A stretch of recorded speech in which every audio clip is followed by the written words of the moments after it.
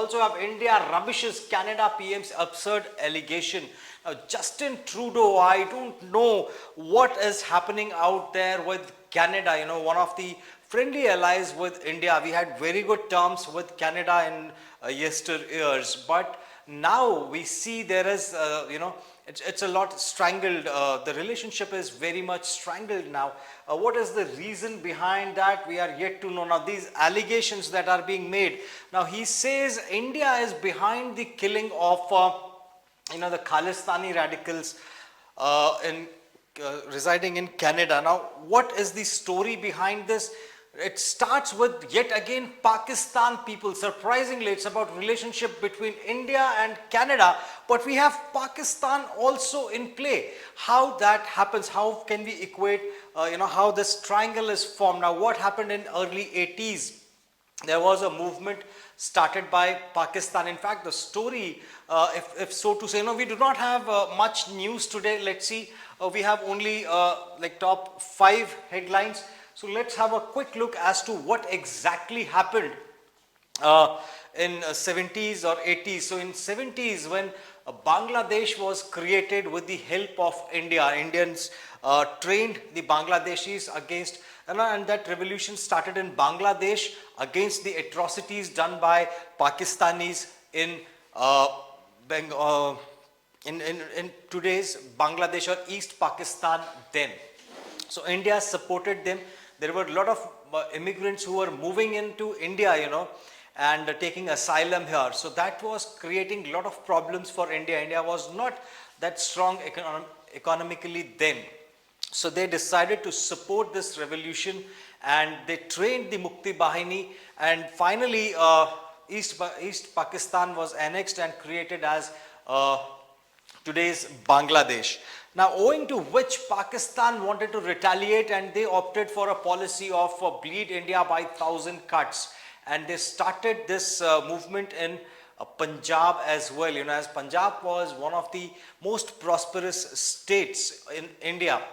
So they started one, a drug culture, 2, they started a movement called a Khalistan movement, in which Punjab they were given all the arms and ammunitions so that they retaliate, and they get separated from India. So owing to this movement, this Khalistan movement started, and then we witnessed Indira Gandhi, the Prime Minister then, had to okay Operation Blue Star, which again was the prime reason behind her killing also. And now that was suppressed then by Indira Gandhi, and army had to be deployed. So Khalistan movement ended over there. But now Pakistan has again started funding, as and when they get some money from some aid, or they keep asking various monetary bodies to facilitate, because they are in doldrums. Their economy is in doldrums. They do not have any GDP. It's and the dollar value is also, basically they are a bankrupt state. But as and when they get any funds, they make sure that they invest something in this in terrorism also. Now they are supporting these Punjabis, so to say, who are settled in Canada. There are a lot of people, lot of Punjabis in Canada. There are a lot of Gujaratis in Canada.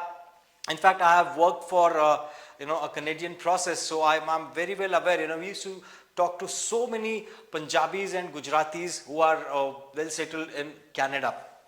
Now, owing to this, now what they started is, they started funding these people out there in Canada, and they want to have the disturbance caused yet again in India. Now, what their modus operandi is, they fund these people, they give them money over the weekends.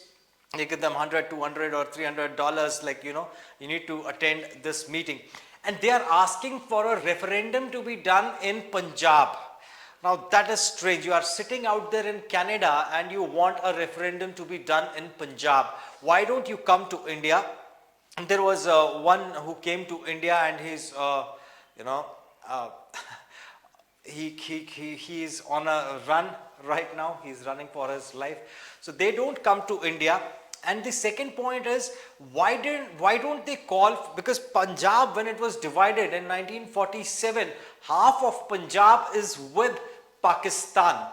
So why don't they ask for a referendum in Punjab?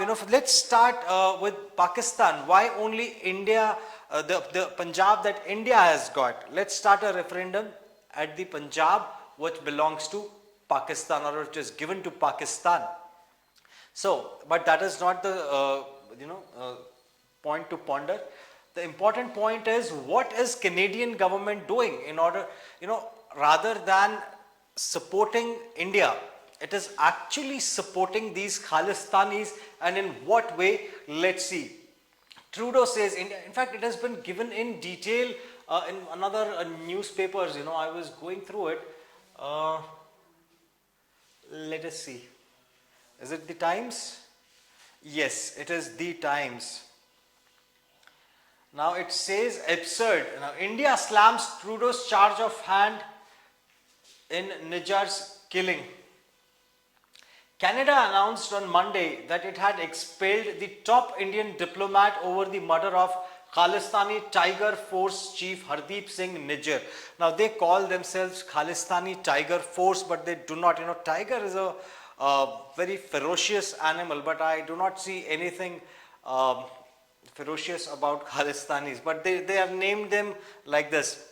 Shortly after PM Justin Trudeau said in the nation's parliament that his government was probing credible allegations that Indian agents were responsible for the killing in June this year.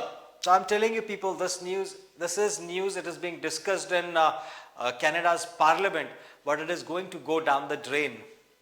Also, hours later, the government ordered a senior Canadian diplomat to leave the country within 5 days. Now that's a big move. Now if they do this, India will retaliate for sure. They will also have their diplomat being moved out, saying the decision reflected growing concerns over interference by Canadian diplomats in India's affair and their anti-India activities. India summoned Canada's High Commissioner Cameron McKay to convey its decision to expel the diplomat identified as Oliver Sylvester, who headed Canadian intelligence here. Now both the countries had their diplomats. Oliver was heading the Canadian intelligence in India. Now India said Trudeau's unsubstantiated and absurd allegations were only meant to shift focus from Canada's support to Khalistan terrorists. The expelled Indian official was identified as Pawan Kumar Rai, a 1997 batch IPS officer handling, as per Indian High Commission, the economic coordination and community affairs. Canada's Foreign Minister Melanie Joly said he was Raw's point person, having dropped a bombshell a day earlier by alleging an Indian government hand in Niger's killing. Trudeau on Tuesday said Ottawa was not looking to escalate matters, even as the US cautiously backed his demand for a probe. We are not looking to provoke or escalate. We are simply laying out the facts as we understand them. Why don't you lay out these facts in front of the ICJ? When Pakistan can take to ICJ, what is stopping Canada from taking to ICJ? If you have proofs, reach out to ICJ. They do not have substantial proofs. If at all, let's assume for a minute that this operation was planned by Raw, then I'm sure they will never have any witnesses, or they will not have any proof to prove that this was done by India. And you know what, I see those web series where Indian commandos go and eliminate it's always exciting to see, for everybody, for any country. So if it's an operation conducted that way, then also, kudos to our people. We are simply laying out the facts as we understand them. Trudeau told reporters, adding, the Indian government needs to take this matter with utmost seriousness. We are doing that. Yes, indeed, Indian government is taking the matter very seriously, and anybody who takes to arms or intends to destabilize India will be dealt with in the proper manner.